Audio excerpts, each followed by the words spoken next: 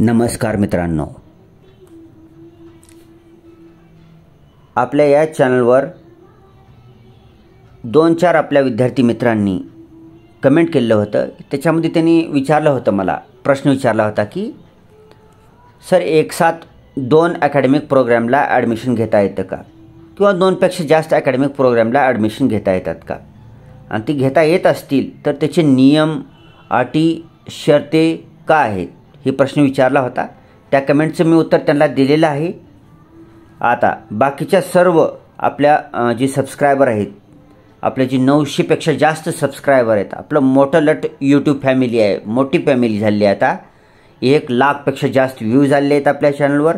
2500 घंट्यापेक्षा जास्त घंट्याचं आपलं ही व्ह्यूज, म्हणजे 2500पेक्षा जास्त घंटे कंझ्युम केले लोकांनी, जास्त पाहिलेले आहे आपल्या चॅनलवरचे व्हिडिओज। तर मोठी फॅमिली झाली आहे। त्या सर्वांसाठीच मी डायरेक्ट काय केलं, UGC.ac.in या युनिव्हर्सिटी ग्रांट्स कमिशन विद्यापीठ अनुदान आयोगच्या डायरेक्ट वेबसाईटहूनच हा GR तुमच्यासाठी आणलेला आहे आणि ती आपण चर्चा करणार आहोत त्याच्यामध्ये। ठीक आहे, हा GR आहे एप्रिल 2022चा, म्हणजेच काय, एप्रिल 2022 रोजी हा GR लागू झालेला आहे आणि आजही चालूच आहे। तो कायमच आहे, पुढे बी कंटिन्यू असणार आहे जोपर्यंत त्याच्यात नवीन GR येत नाही तोपर्यंत। सध्या हा GR चालू आहे। ठीक आहे, एप्रिल 2022च्या अगोदर सुद्धा UGCच्या वेबसाईटवर एक GR पाहिला होता मी अगोदर।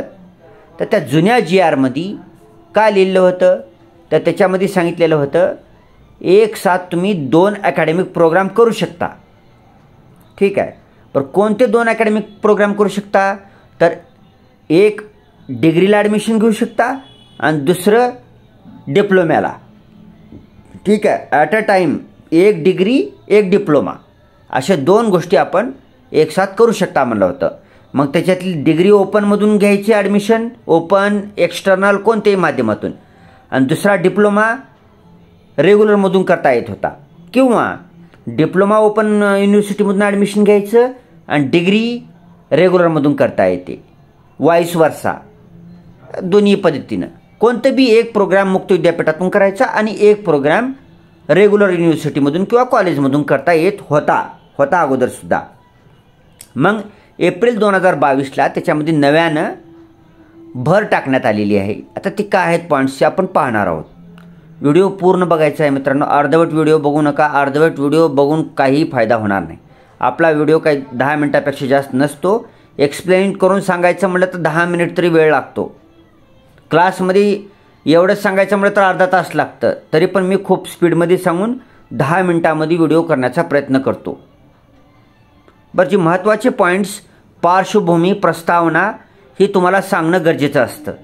व्हिडिओ बनवायचा म्हणून बनवायचा नसतो, त्याचा जास्तीत जास्त आपल्या जी यूट्यूबची मोठी लट फॅमिली आहे आपली, त्या मोठ्या फॅमिलीकरता सर्वांच्याच लोकांच्या, नातेवाईकाच्या, त्यांच्या मित्रमैत्रिणींच्या कामाला आला पाहिजे हा व्हिडिओ। ठीक आहे, तर सुरू करूया हा GR एप्रिल 2022चा। Guidelines for pursuing 2 academic program simultaneously. हेडलाईनच आहे 2 अकॅडमिक प्रोग्राम्स एकदाच करण्याकरता गाईडलाईन्स, नियमावली, सूचना, इन्स्ट्रक्शन्स। ठीक आहे, आता ह्या पॉईंटहून पहिल्यांदा एक गोष्ट ध्यानात येते, जास्तीत जास्त 2 अकॅडमिक प्रोग्रामच तुम्ही एकदाच ॲडमिशन घेऊ शकता। 2पेक्षा जास्त अकॅडमिक प्रोग्रामला ॲडमिशन घेण्यासाठी प्रतिबंध केलेला आहे। ठीक आहे, जास्तीत जास्त 2, कमीत कमी एकाला तर घेता येतं। मग 2पेक्षा एखाद्यानं म्हटलं जर मी 3ला ॲडमिशन घेत असाल तर ते तुमच्या रिस्कवर घ्या। ठीक आहे, 2 अकॅडमिक प्रोग्राम एकदाच चालतात, 3 चालत नाही। मग तिसऱ्या प्रोग्रामचं काय करायचं ते तुम्ही बघा, ते सेपरेट तुम्ही यूज करू शकता। तिसऱ्या प्रोग्रामचं ती करूच नाही, कारण 2च पूर्ण होत नाहीत।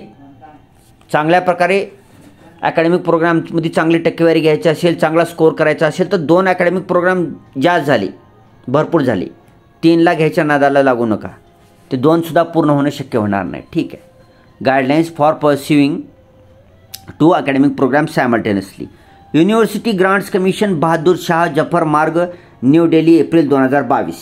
पुढे guidelines for pursuing 2 academic program simultaneously. Background, प्रस्तावना म्हणूया आपण, पार्श्वभूमी म्हणूया। The National Education Policy NEP 2020 states that pedagogy must evolve to make education more experiential, holistic, integrated, inquiry-driven, discovery-oriented, learner-centered, discussion-based, flexible, and of course, enjoyable.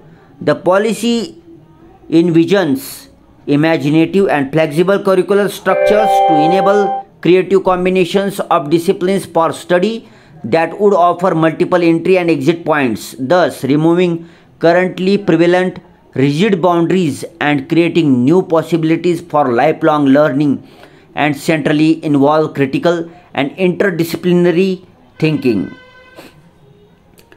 हा paragraph झालेला आहे पूर्ण. थोडक्यात सांगतो. NEP 2020 राष्ट्रीय शैक्षणिक धोरण 2020 नुसार जे अध्ययन आहे, लर्निंग जी आहे, त्या लर्निंग म्हणजे आपण अभ्यास बी म्हणू शकतो त्याला. जे लर्निंग जी आहे त्या लर्निंगमध्ये अध्ययन करण्यासाठी नाविन्यपूर्ण, ठीक आहे, नाविन्यपूर्ण सिलेबस तयार करणे, ती सिलेबस तयार करून जे अभ्यास करणारे विद्यार्थी आहेत त्यांच्या इमॅजिनेशनला चालना देणे, रिसर्चला चालना देणे, त्यांच्या अभ्यास पद्धतीत फ्लेक्झिबिलिटी आणि लवचिकता आणणे, कठोरता कमी करणे, ठीक आहे ना. फ्लेक्झिबिलिटी आणणे म्हणजे कठोरता कमी करणे आणि असं शिक्षण प्रदान करणं विद्यार्थ्यांना जी की त्यांना आयुष्यभराकरता त्यांना कामाला येईल, ठीक आहे. आणि त्यांना आंतरशाखेमध्ये सुद्धा त्यांना अभ्यास करता येईल. इंटरडिसिप्लिनरी शाखा म्हणतात त्याला. जसं BEd आहे, BEdला इंटरडिसिप्लिनरी शाखा म्हणतो आपण, ठीक आहे ना. BA स्पेशल शाखा आहे, BSc स्पेशल शाखा आहे, BEd इंटरडिसिप्लिनरी शाखा आहे. मग असं जे इंटरडिसिप्लिनरी थिंकिंग आहे त्याला प्रोत्साहन देता येण्यासाठी NEP 2020 मध्ये रिकमेंडेशन्स केलेले आहेत. पुढे, with the rapid increase in demand of higher education and limited availability of seats in regular stream, several higher education institutions (HEIs) have started a number of programs in open and distance learning (ODL) mode to meet the aspirations of students. It has also led to the emergence of online education programs which a student can pursue within the comfort of his home. The issue of allowing the student to pursue two academic programs simultaneously has been examined by the Commission, keeping in view the proposal envisaged in the National Education Policy NEP 2020, which emphasizes the need to facilitate multiple pathways to learning involving both formal and non-formal education modes. In view of above, UGC has framed the following guidelines. ठीक आहे. आता video खूप मोठा होतो, शॉर्टमध्ये सांगतो की विद्यार्थ्यांना जास्तीत जास्त अध्ययन करता यावं, अभ्यास करता यावं. त्याच्यासाठी त्याला कुठं सीट कमी पडले तर त्याला अभ्यास करण्यामध्ये खंड पडू नये. त्याच्यासाठी मुक्त विद्यापीठ वगैरे अवेलेबल झालेले आहेत. मग त्यानं का ॲडमिशन घेऊ नये? त्यानं मुक्त विद्यापीठातून घ्यावं, रेग्युलरमधूनही घ्यावं. म्हणजे त्यानं त्याचा अभ्यास जे आहे तो लिमिटेड राहू नये, त्याला पाहिजे ती शिकता यावं. अशा NEP 2020 मध्ये रिकमेंडेशन केलेले आहेत. मग त्याच्यासाठी पुढील गाईडलाईन UGC देत आहे. Objectives to allow the students to pursue two academic programs simultaneously keeping in view of the following objectives envisaged in NEP 2020. ठीक आहे. Recognizing, identifying and fostering the unique capabilities of each students by sensitizing teachers as well as parents to promote each student's holistic development in both academic and non-academic spheres. ठीक आहे. काही आता ध्येय आहेत, UGCकडे काही ध्येय आहेत. त्याला म्हणतो ऑब्जेक्टिव्हला ध्येय म्हणतो, उद्दिष्ट म्हणतो आपण. उद्दिष्टे आहेत ते खालीलप्रमाणे ती वाचून घ्या तुम्ही. ठीक आहे. व्हिडिओ खूप मोठा होईल. आपण डायरेक्ट गाईडलाईन्सवर येऊया. शेवटी गाईडलाईन्स आहेत, ह्याच्यामध्ये 5 गाईडलाईन्स आहेत, महत्त्वाचे आहेत, तेवढे वाचूया. बाकीचं तुम्ही पॉज करून वाचू शकता. Number 1, a student can pursue 2 full-time academic programs in physical mode provided that in such cases class timings for one program do not overlap with the class timing of the other programs. ठीक आहे. पहिली condition काय आहे?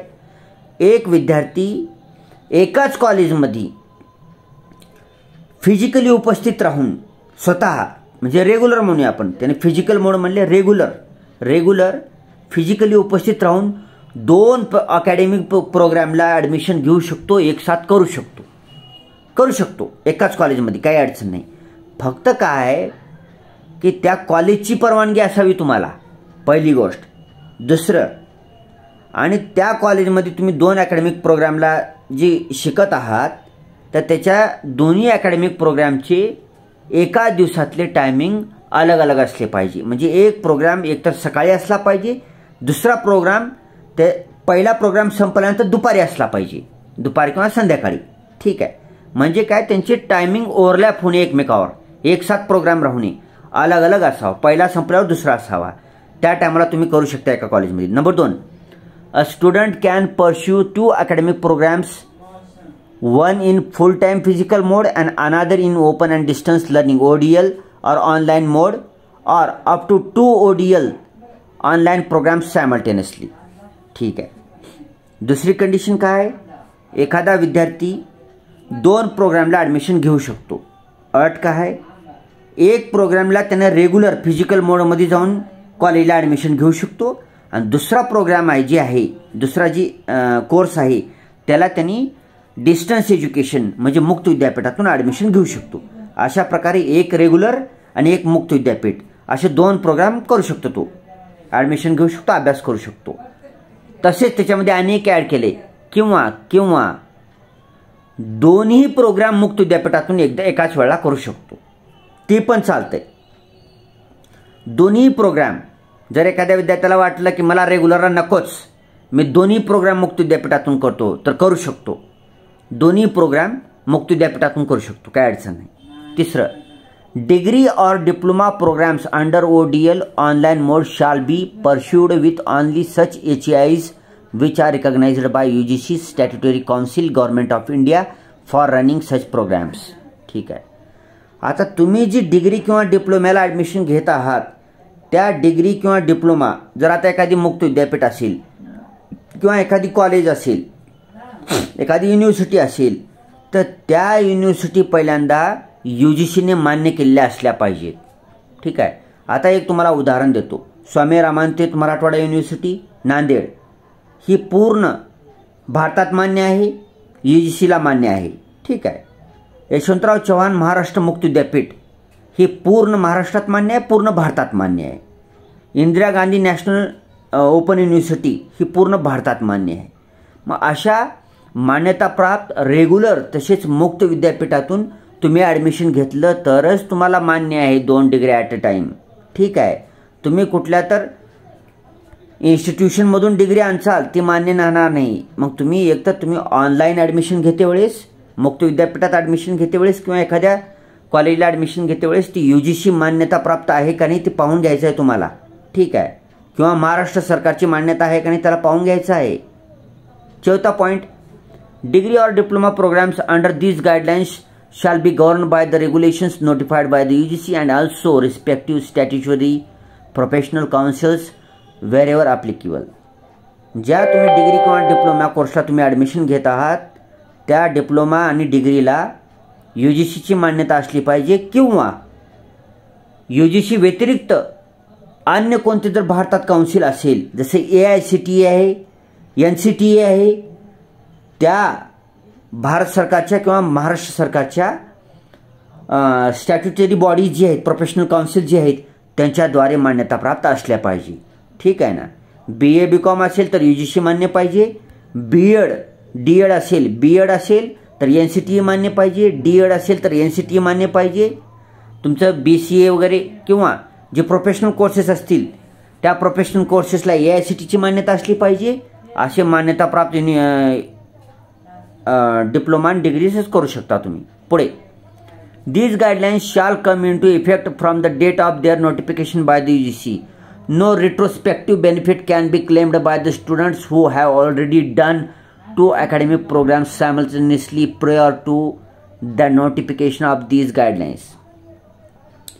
ही जी परिपत्रक आलेलं आहे, GR आलेला आहे, ही एप्रिल 2022 मध्ये आलेला आहे. मग ह्या एप्रिल 2022 पासून पुढे कंटिन्यू ही GR चालू असणार आहे. मग ज्या लोकांनी एप्रिल 2022च्या अगोदर जर 2 प्रोग्राम्स एकदाच केलेले असतील, मग ते 2 प्रोग्राम जुन्या अटीनुसार 1 डिग्री आणि 1 डिप्लोमा असला पाहिजे. ठीक आहे. जर एखाद्या विद्यार्थ्यानं 2 डिग्र्या केल्या असतील, एक मुक्त विद्यापीठातून डिग्री आणि एक रेग्युलरमधून, तर ती मान्य असणार नाही. ठीक आहे. कारण जुन्या जी GR आहे UGCच्या वेबसाईटवर, त्या जुन्या GRमध्ये 1 डिग्री आणि 1 डिप्लोमा मान्य आहे. ठीक आहे. 2 डिग्री 2 पोस्ट ग्रॅज्युएशन डिग्री जुन्या GRनुसार मान्य नाही एप्रिलच्या अगोदर, मग ते मान्य असणार नाहीत. जुन्या GRमध्ये 1 डिग्री आणि 1 डिप्लोमा मान्य आहे. मग ते डिग्री डिप्लोमा तुम्ही कोणत्याही विद्यापीठातून करा, दोन्ही मुक्तमधून करा, दोन्हीपैकी 1 रेग्युलर करा. ठीक आहे. 1 मुक्तमधून करा, 1 रेग्युलर करा, मान्य आहे. जुना GR आहे तोही वेबसाईटवर आहे, पाहू शकता तुम्ही. मग हा GR एप्रिल 2022 पासून लागू आहे. एप्रिल 2022 पासून कंटिन्यू लागूच आहे. आता ऑगस्ट 2024 आहे, आजही हा GR लागू आहे. थोडक्यात काय, मी आता शॉर्टकटमध्ये समरी सांगतो. नवीन एप्रिल 2022च्या GRनुसार ॲट अ टाईम जास्तीत जास्त 2 डिग्र्या तुम्ही करू शकता, 2 डिप्लोमे करू शकता, 2 पोस्ट ग्रॅज्युएशन डिप्लोमे करू शकता, 2 सर्टिफिकेट प्रोग्राम करू शकता, कोणतेही 2 करू शकता, कोणतेही 2. ठीक आहे. मग ते कोणतेही 2 तुम्हाला दोन्ही मुक्त विद्यापीठातून करू शकता, चालते. दोन्हीच्या 2 तुम्ही रेग्युलर सुद्धा करू शकता. फक्त तुम्ही ज्या कॉलेजमध्ये ॲडमिशन घेतलेलं आहे त्या कॉलेजची परवानगी घेऊन करू शकता. त्या कॉलेजनं तुम्हाला 2 डिग्र्याला 2 PG पोस्ट ग्रॅज्युएशन डिग्रीला ॲडमिशन दिलं तर तुम्ही घेऊ शकता. ठीक आहे.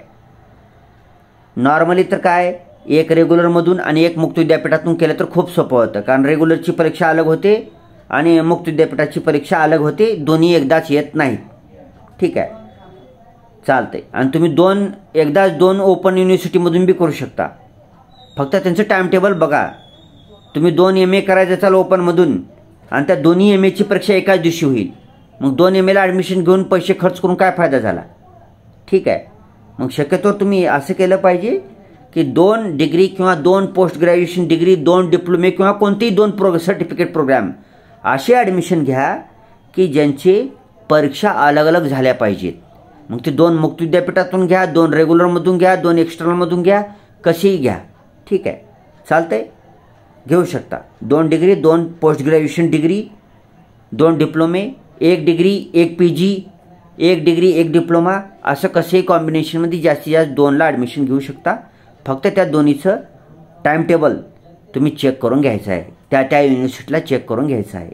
ठीक आहे.